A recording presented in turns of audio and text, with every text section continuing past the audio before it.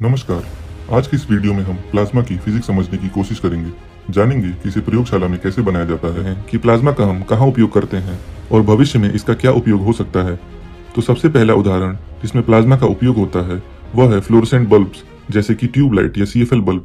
ऐसे बल्ब्स में mercury gas भरी होती है जिसे आयनाइज करके प्लाज्मा बनता है। ऐसे ही आपने नियॉन लाइट्स देखी होंगी, इसमें नियॉन गैस भरी होती है जिसका प्लाज्मा बनता है।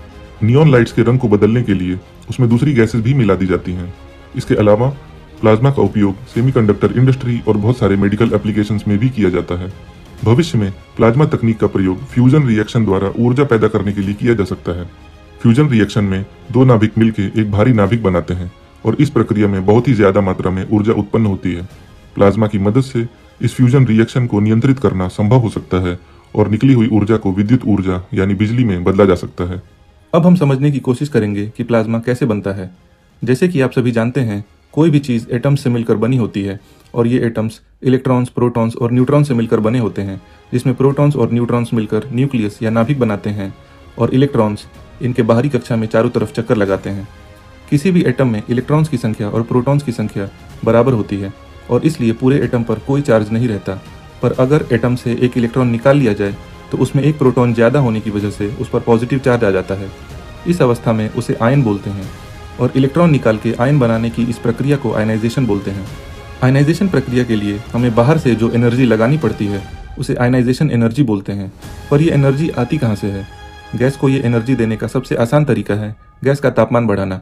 गर्म करने से गैस के एटम्स की गतिज ऊर्जा यानी काइनेटिक एनर्जी बढ़ जाती है और वो आपस में टकराने लगते हैं, जिसकी वजह से बाहरी कक्षा के इलेक्ट्रॉन्स टूटकर एटम से अलग हो जाते हैं। पर गैस के एटम्स की काइनेटिक एनर्जी इतनी बढ़ाने के लिए लगभग 3000 केल्विन से 10,000 केल्विन तक के तापमान की जरूरत होती है। इतना ज़्यादा तापमान प्रयोगशाला में करना बहुत ही कठिन होता है, इसलिए प्लाज्मा बनाने के लिए एक दूसरे तरीके का प्रयोग किया जाता है। इस दूसरे तरीके में गैस पर एक इलेक्ट्रिक फील्ड अप्लाई किया जाता है, क्योंकि इलेक्ट्रॉन्स और आयंस चार्ज पार्टिकल्स हैं और इलेक्ट्रिक फील्ड लगाने पर उन पर विपरीत दिशा में फोर्स लगता है। ये फोर्स गैस के एटम्स को आयन बनाने के लिए पर्याप्त होता है। इलेक्ट्रिक फील्ड इलेक्ट्रॉन्स और आयंस पर फोर्स लगा के उन्हें एक्सीलरेट करता है। ये इलेक्ट्रॉन्स और आयंस दूसरे एटम से टकराते हैं और उसे आयन बना देते हैं। इस तरह से आयनाइजेशन की प्रक्रिया तेज गति से होने लगती है और प्लाज्मा बन जाता है। इस तरह से प्रयोगशाला के अंदर छोटे से चैम्बर में प्लाज्मा बनाया जा सकता है। अब जैसे कि आपने प्लाज्मा की फोटोज में देखा होगा कि प्लाज्मा का एक अनोखा रंग होता है, जैसे गुलाबी या नीला। अब समझने की कोशिश करते हैं कि ये रंग कहाँ से आता है। तो जैसे कि हमने पहले देखा कि इलेक्ट्रॉन को जब हम एनर्जी देते हैं तो वो एटम से अलग हो जाता है।